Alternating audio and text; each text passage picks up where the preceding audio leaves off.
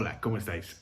Bueno, vamos a empezar esta nueva clase, esta nueva semana. Es la última de noviembre y seguimos con nuestro repaso un poco a la historia del cine. Y hoy justo nos encontramos con uno de los grandes nombres y de las grandes personalidades que ha dado el cine, uno de los grandes talentos que hemos podido ver a lo largo de toda la historia del cine.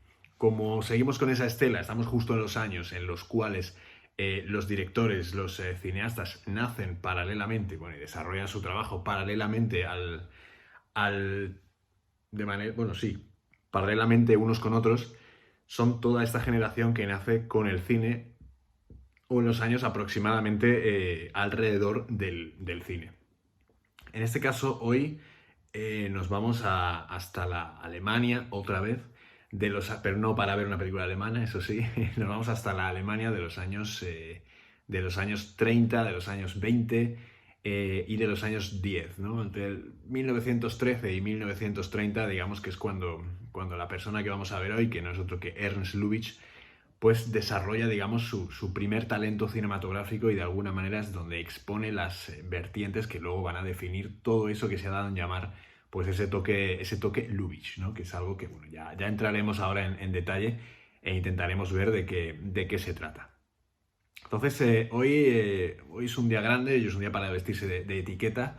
¿Por qué? Porque hoy es de esos días en los que merece la pena estudiar a este, no digo que los otros no y los que vengan tampoco, sino que hoy particularmente, además de, bueno, de indagar un poco en su faceta vital, en su biografía, vamos a descubrir aspectos muy interesantes que nos van a ayudar a definir en todos estos vídeos que estamos haciendo. Quizás este año un poco más de corte biográfico, porque son muy interesantes a la hora de situar realmente de quién estamos hablando, por qué hace las cosas que hace y a dónde, sobre todo, lleva esta cuestión, pues evidentemente nos encontramos con un Ernst Lubitsch que es víctima de sus decisiones y muchas de ellas las vamos a estudiar y las vamos a ver y vamos a reflexionar sobre ellas en este vídeo y en estos minutos que siguen.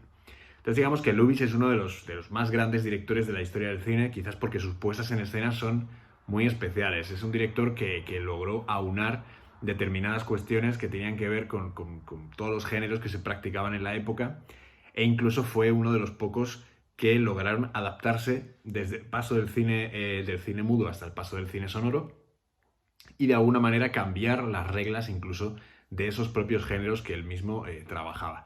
Es el autor de películas como por ejemplo Ninotchka, El bazar de las sorpresas de 1940, Ser o no ser de 1942 o por ejemplo El diablo dijo no de 1943, así por citar 4 películas de las más reconocidas de la trayectoria de Lubitsch. Quizás se le conoce precisamente por estas dos, por Ninotchka y por Ser o no ser, también por las aportaciones excepcionales que hizo a la comedia. No solamente a la comedia entendida como pues, contrario al drama, esa fuente de risas o fuente de situaciones que pueden llegar a representar una comicidad determinada frente a las tragedias, que muchas veces las propias comedias también son tragedias, pero reconvertidas, sino que de alguna manera es esta comedia que vino en estos años, sobre todo con directores como Melville Leroy o Gregory LaCava en Estados Unidos, que son los que salieron de la época muda y empezaron a dejar atrás a los referentes para crear ellos mismos las historias que empezarían a triunfar en estos años. Fruto de todos estos que os he citado, sin embargo, están, por ejemplo, Sam Wood, Josh Cukor o Frank Capra, ¿no? Por decir de alguna manera. Sin embargo, la comedia sofisticada está por un lado. Por ejemplo, hay una peli con Michael Powell, no me acuerdo. Bueno, se llama El servicio de las damas, creo que es Michael Powell, el protagonista, que es muy interesante, y Carol Lombard, porque realmente es la primera que define realmente es este concepto de comedia sofisticada, ¿no? Que paralelamente además iba a través de la screwball comedy, que es una de las grandes y que hemos hablado de ella y podéis reconocer fácilmente la screwball gracias a películas como La fiera de mi niña de Frank Capra, Bola de fuego de Howard Hawks o, sin embargo, también Historias de Filadelfia de George Cukor. Entonces digamos que en todo esto Lubitsch es como el engranaje que encaja, digamos, todas las piezas de esta primera comedia que se viene haciendo después del cine mudo. No obstante, también es uno de los directores más importantes y más respetados, ya que, como veremos después, llegó a ser uno de los grandes directivos de una de las grandes compañías, los grandes estudios de la época en los años, en este caso los años 30 y 40, dándole pie a muchísimos de los autores que vendrían con posterioridad. Entonces, si hacemos una especie de repaso, nos encontramos con que Ernst Lubitsch dirigió 73 películas entre el año 1914 y el año 1948. Porque además, bueno, él murió en el 47, pero tenía una película pendiente de estreno. Es un periodo que no abarca más de 30 años, con lo cual, o bueno, un poco más de 30 años. Entonces, de alguna manera, bueno, sí, concretamente 34 años. En 34 años, 73 películas, la producción es absolutamente prolífica. Es uno de los directores más importantes y más activos de esta primera época del cine. Él nace en Berlín en 1892. Recordad que el cine nace en 1895, con lo cual ya estamos en paralelo con los cineastas del estilo John Ford, el cineasta de ese estilo Fritz Lang y todos los que llevamos vistos hasta ahora. Son esta gente que va acompañando al cine en su nacimiento y que son los primeros que se empiezan a preocupar por el desarrollismo de este desarrollo, pero mejor dicho, de este arte. Entonces digamos que él nace en 1892 en Berlín, es de ascendencia judía, prácticamente como todos los autores que estamos viendo a lo largo de estos días, y muy pronto él comienza a trabajar. No lo hace en el cine, sino que lo hace como ayudante en la sastrería de su padre. Es una familia pudiente, tienen éxito en Berlín, estos primeros años del siglo XX, antes incluso de la llegada de la guerra, y de alguna manera él pues, empieza a notar que tiene inquietud por el teatro, por la escena, y con 16 años ya empieza a trabajar con Max Reinhardt. Acordaos que Max Reinhardt lo hemos visto en estos días, lo tenéis en el libro de Lotte Eisner, La pantalla endemoniada.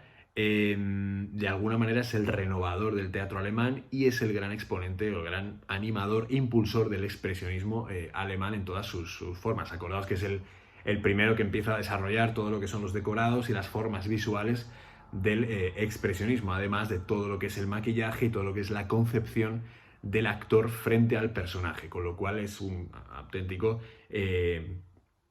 tótem a la hora de hablar del expresionismo. Y Ernst Lubitsch empezará a trabajar con él en el teatro, no en el cine.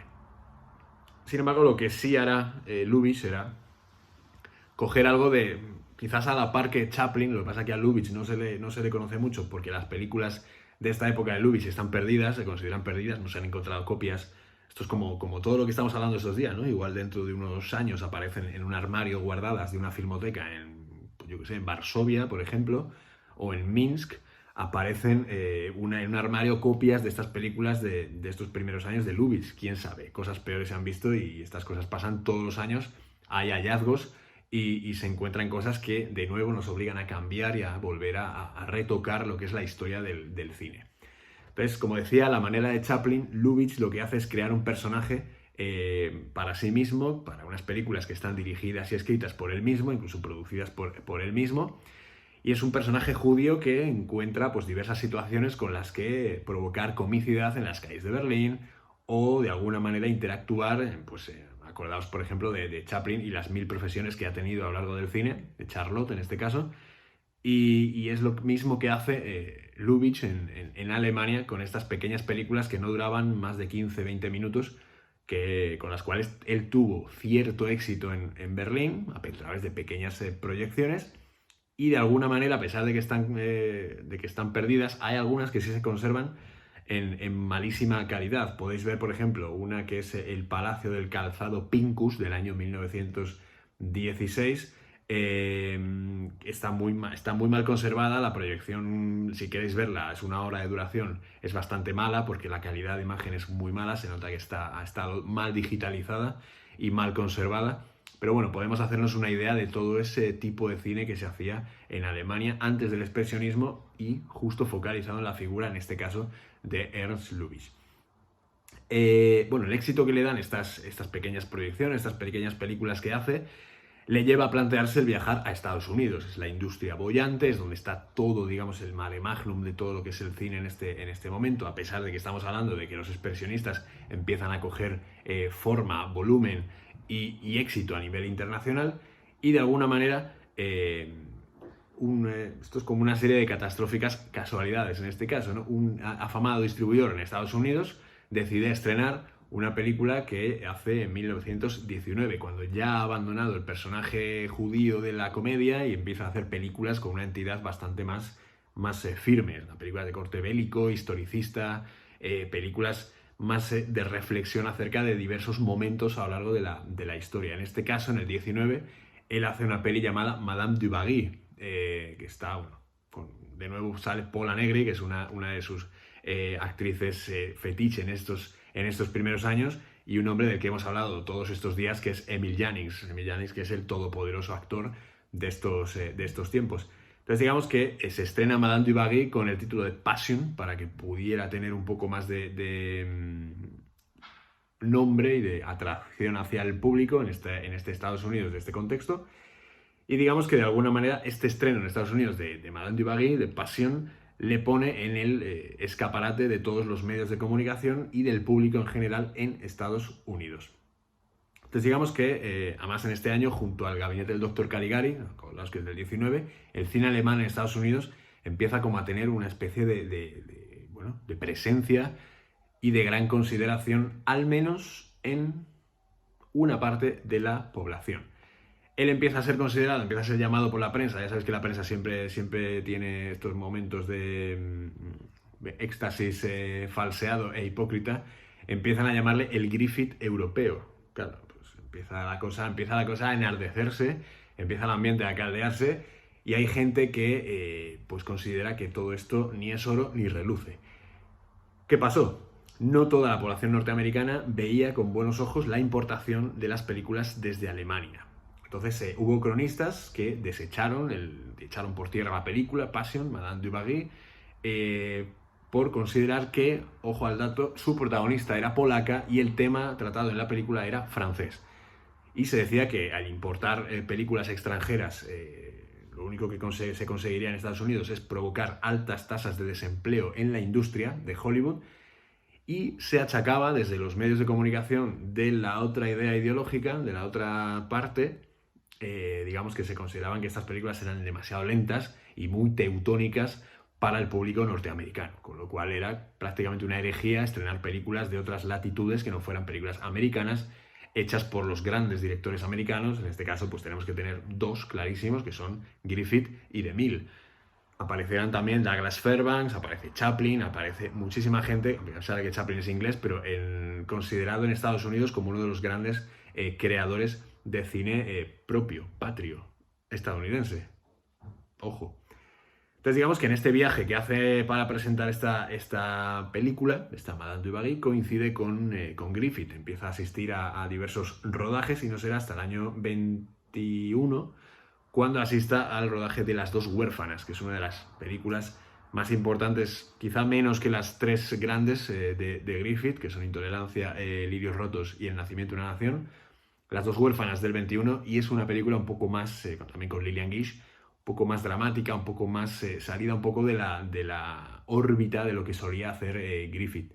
Sin embargo, poco hablaron estos dos cineastas. Para Griffith, Lubitsch pues era un señor que venía de fuera, con una pinta muy extraña, y para Lubitsch, pues Griffith era un hombre inalcanzable, que estaba en su podio, en su grúa, dirigiendo gente, y que apenas tenía tiempo para hablar con nadie que no fuera de su propio interés. Entonces digamos que Lubitsch, a pesar de todo ello, de todo lo que se empezaba a decir en la prensa y de todo lo que era la importación de películas de otros países, pensaba que él iba a estar en Estados Unidos muchísimo más tiempo. ¿Qué sucede? Empieza a recibir cartas amenazantes en el lugar donde se hospedaba, y además, como la gente que hace este tipo de cosas conoce perfectamente los resortes para averiguar dónde vives, qué haces, cómo se llama tu familia, cómo se llaman tus hijos y cómo se llaman tus padres y qué negocios tienen y todo esto, le empezaron a llamar por teléfono de manera anónima para amenazarle y pedirle por favor que se volviera al lugar del de que había venido. Con lo cual Lubitsch lo que hizo fue coger sus maletas y marcharse de nuevo a Alemania. Entonces él tenía un estreno que era La mujer del faraón en 1922, y tras este compromiso, en el año 1922, Lubitsch se vuelve hasta Alemania. Lo que sí quedaba claro es que con todo esto que había pasado, la Primera Guerra Mundial era una cicatriz que en Estados Unidos no se había terminado de cerrar. Sin embargo, a pesar de todo esto que vivió en esos últimos tiempos, también apreció diversas cosas que se producían en Estados Unidos. Las condiciones de trabajo, fundamentalmente el que se dedicaba al cine, eran bastante mejores que en Europa. Había una sindicación de trabajadores, o por lo menos comenzaba a verla, era incipiente, pero sí que veía algo más de organización que la que se veía en Europa, más concretamente en Alemania, donde todo parecía que estaba dirigido por este tirano Ludendorff, y todo era más o menos bajo la tutela y la supervisión de las autoridades, a pesar de que los temas, pues evidentemente tenían que ser lo más libres posibles dentro de un cierto control. Ya hablamos de cómo cortaron determinadas cosas o suavizaron algunos tonos del gabinete del doctor Caligari, y esto es en el año 1919, un año después de que se terminara la Primera Guerra Mundial. Los convenios empezaban a ser también un poco respetados, es decir, los documentos que permitían a los trabajadores en Estados Unidos identificar sus salarios, identificar las formas en las que iban a trabajar, los tipos de contrato, etc. Y además los platos y los estudios eran enormes, eran de una, no sé si existe la palabra, pero una apabullancia, eran apabullantes, y eso a él le impactó.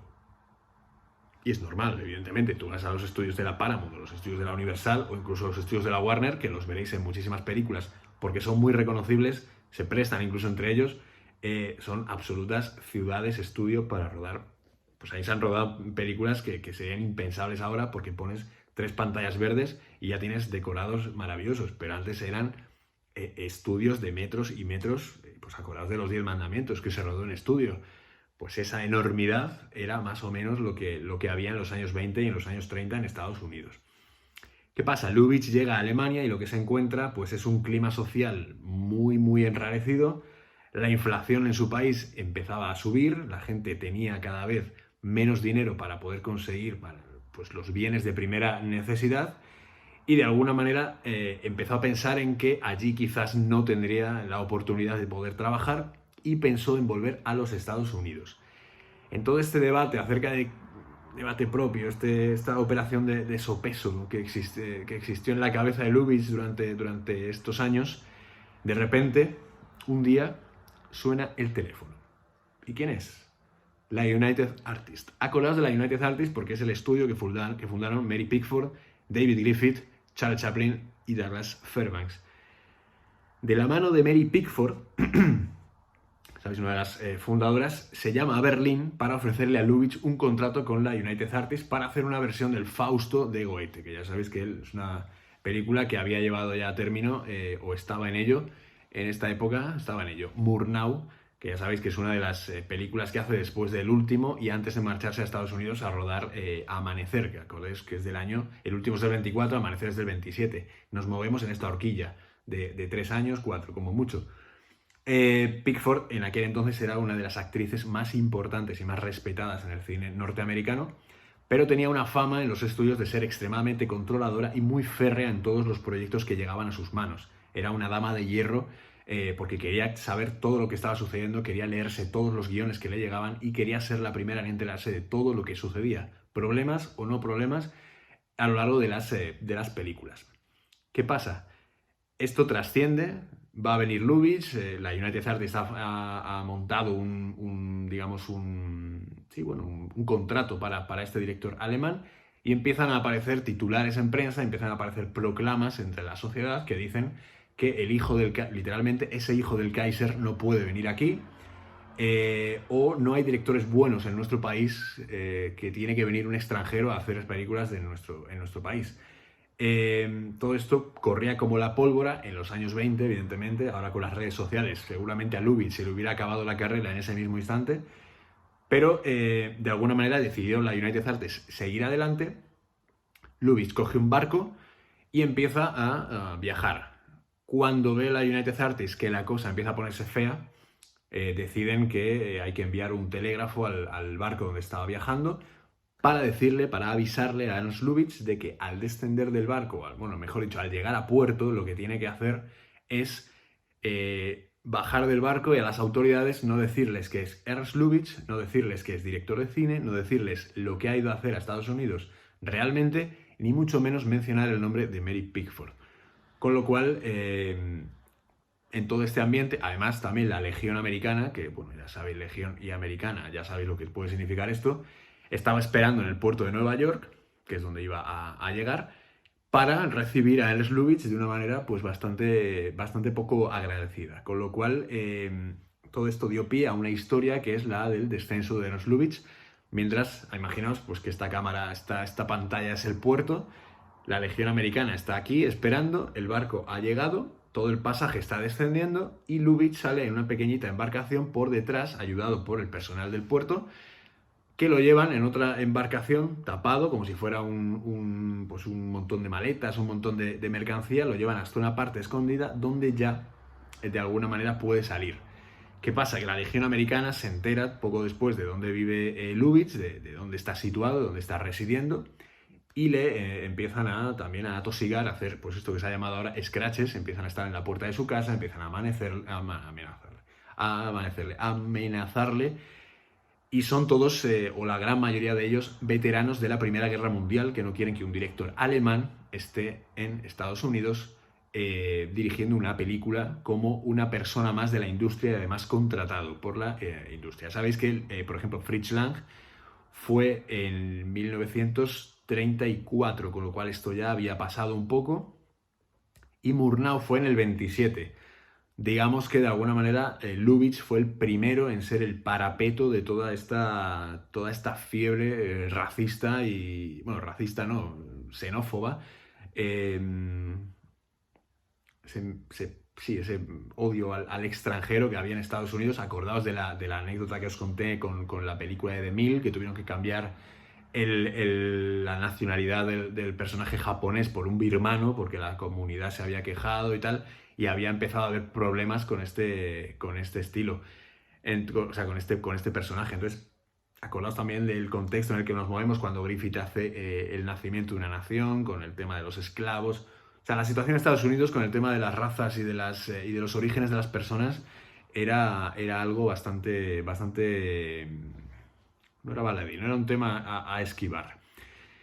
Claro, él llega, se encuentra con Mary Pickford y el encuentro, lo que bueno, parecía un encuentro entre dos personas que van a trabajar juntas, no puede ser más frío. Son dos personas que no están acostumbradas a tratar de la manera en que trataron, y además tuvieron problemas. Incluso el marido de Mary Pickford en aquella época, que era Douglas Fairbanks, el cofundador del estudio, también estuvo en el encuentro y también dio fe de todo lo que fue, pues dos personas que prácticamente ni se miraban a los ojos y mucho menos se entendían para poder contarse qué es lo que iban a rodar. Lubitsch iba a Estados Unidos a rodar esta película, Fausto, pero Fausto se cancela a última hora cuando Lubitsch ya está preparado para rodar. ¿Por qué? Mary Pickford estaba acostumbrada a rodar personajes fuertes, mujeres con muchísimo carácter, pero virginales, limpias y puras de corazón. Con lo cual, la madre de Mary Pickford, al enterarse de que iba a hacer Fausto, y en Fausto el personaje de Mary Pickford iba a ser el de una joven que daba a luz un hijo ilegítimo y que lo dejaba morir con posterioridad, se mostró horrorizada. Con lo cual, Pickford recapacitó y lo que hizo fue, días después, ofrecerle a Lubitsch realizar la que sí sería la primera colaboración que harían juntos de las 5 películas que rodaron Mary Pickford y Ernst Lubitsch, que sería Rosita, la cantante callejera. Es una película ambientada en España, con cosas de reyes de España. Buscadla porque no tiene desperdicio. A todo esto, claro, daría para otro vídeo, pero las anécdotas de Lubitsch, que no hablaba ni torta de inglés, tenía que ir asistido por un traductor que era un amigo personal de Mary Pickford y Fairbanks, que era escritor, y no se entendía, hablaba un alemán perfecto, el traductor, digo, y Lubitsch se enfadaba, empezaba a dar vueltas por los platós con las manos atrás en la espalda, pronunciando insultos en alemán que ni siquiera el traductor entendía. Todo esto dio lugar a toda una serie de anécdotas que la verdad es que merece la pena ser rescatadas, perdón, sobre todo por la importancia de la comunicación en estos proyectos. Y en esta época, con el cine tan en pañales, con dos titanes del cine, como eran Mary Pickford y Douglas Fairbanks, a pesar de todo ello lograron entenderse y lograron hacerse pues instantáneas fotografías como las que vais a ver en esto, o las que estáis viendo a lo largo de este vídeo. Bueno, todo ello se quedó en Estados Unidos, se nacionalizó norteamericano en 1933, Y en esta época es cuando él llega a ser el director de la Paramount. Ya un cineasta alemán llega a ser el director de la productora más importante de la época en los Estados Unidos. Esto, pues evidentemente, sentó mal a algunos, pero de alguna manera fue el disparadero para muchísimos otros que sí vieron como Lubitsch se tomaba en serio su trabajo, se pasaba horas y horas y horas leyendo guiones y concediéndole oportunidades a gente que él creía que tenían cierto talento y a los cuales veía esa chispa que le dio la oportunidad, pues sobre todo, por ejemplo, a gente como un joven periodista que llega de Berlín llamado Billy Wilder, o a un veterano del cine alemán en esta época, como era un tal Otto Preminger. Si habéis visto Anatomía de un asesinato, por ejemplo, es una de sus películas más celebradas y una de las películas más importantes de la carrera de Preminger.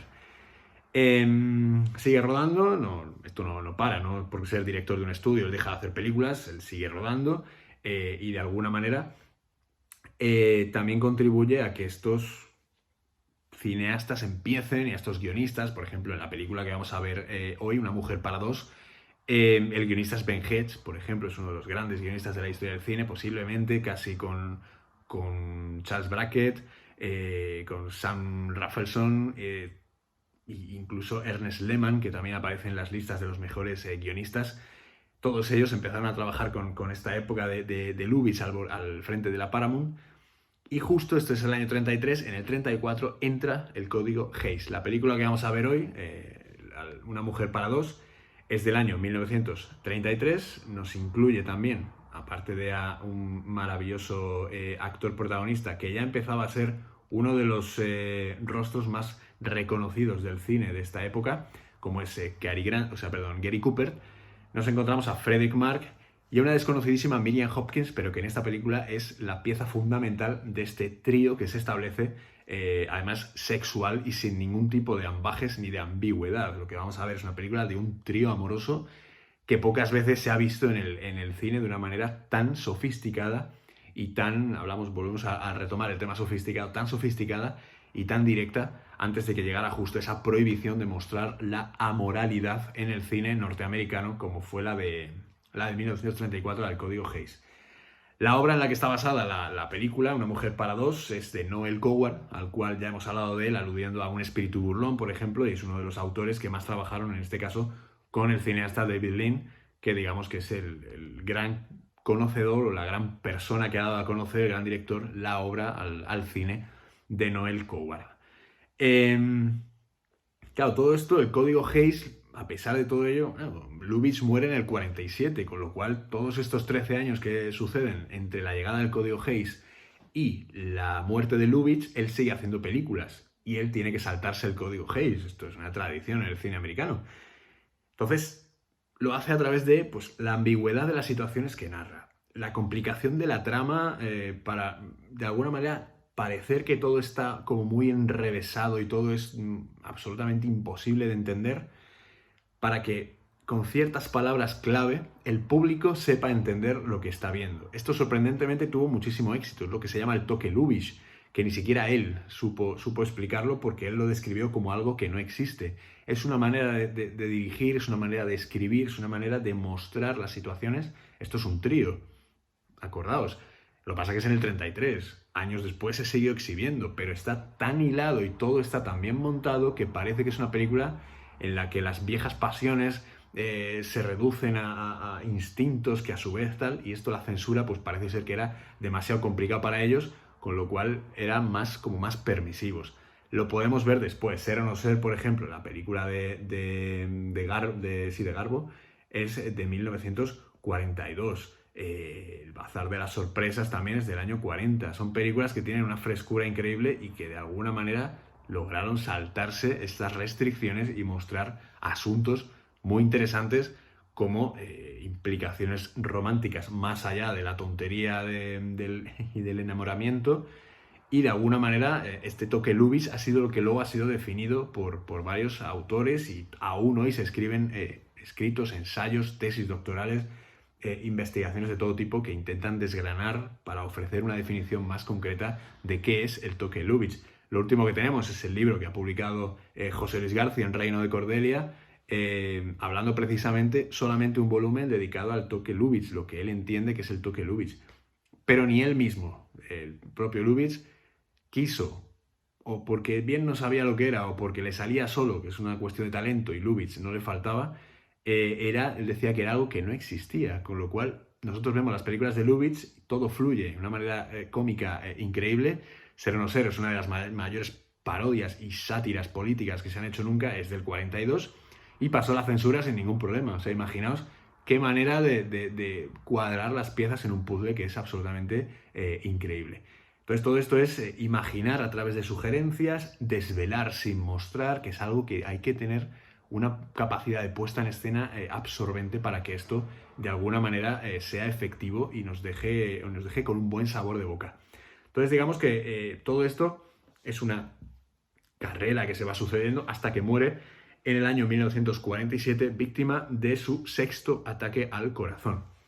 Todo esto tiene una anécdota también muy lubitchiana alrededor, que es la ceremonia de los Oscars del año 47. El director Mervyn LeRoy le hace entrega del único Oscar que ganó en su carrera, que es el Oscar honorífico, y en ese momento en el que sube al escenario, Lubitsch nota un pinchazo en el corazón y presiente que no va a salir de ese teatro. Entonces, os pondré la foto, si llego a encontrarla, la fotografía del último posado que se tiene de Lubitsch, con el corazón un poco afectado por ese infarto y justo de alguna manera se le ve el dolor en la cara y posando ante los fotógrafos para luego sentarse en la escalera del Teatro Pantage y pedir que viniera su coche. El coche vino, le recogió, lo llevó a su casa y fue la última vez que se le vio con vida. Lubitsch dirigió la Paramount e hizo reír a la Garbo. O sea, ¿qué más se puede pedir de un director? Por eso es motivo suficiente para que hoy nos enfrentemos a esta película, Una mujer para dos, y de alguna manera recordemos esa manera de hacer películas, esa manera de hacer comedia que se tenía en estos años. Acordaos que estamos en 1933, vamos a ver una película sobre un trío, sin ningún problema, con Fredric March, Gary Cooper y Miriam Hopkins. Y quiero que os fijéis sobre todo en esos trucos de guión. Quiero que os fijéis en la manera en que Lubitsch narra la película desde el punto de vista visual, no solamente el guión de Ben Hedge, sino visualmente cómo es la película, cómo está mostrado, qué escenas nos encontramos, en qué momento los protagonistas tienen cierta cara, con qué objetos interactúan de la puesta en escena. Ya estamos en ese nivel. Entonces vamos a intentar sacarle un poco de jugo a esta película, porque yo creo que la historia de Lubitsch, la cinematografía de Lubitsch y todo lo que nos dejó a las generaciones futuras, presentes ahora, hablo por los de ahora, pues todavía se sigue rastreando. Hay muy poca comedia ahora en el cine, pero es verdad que la que hay irremediablemente bebe de Lubitsch y de alguna manera, aunque ahora somos mucho más explícitos, todavía creo que se pueden hacer este tipo de películas en las cuales yo creo que casi Woody Allen, las últimas de Woody Allen tienen algo de Lubitsch. Acordaos de Café Society, Día de lluvia en Nueva York, no la última, que decido obviarla por motivos obvios, pero sobre todo Día de lluvia en Nueva York es una película que tiene muchos toques de Lubitsch, a pesar de que a mí no me gusta, pero sí que se reconocen esas pequeñas cosas que hacen que la sofisticación de las tramas dé lugar a esas violencias verbales que son tan reconocibles en este cine de Lubitsch. Así que nada, espero que disfrutéis de la película, que disfrutéis de Gary Cooper, que disfrutéis de Fredric March, que disfrutéis de Miriam Hopkins y sobre todo, que disfrutéis y que os sirva para ver muchísimas películas de Ernst Lubitsch. Así que nada, nos vemos la semana que viene, disfrutad de la película y un saludo muy grande.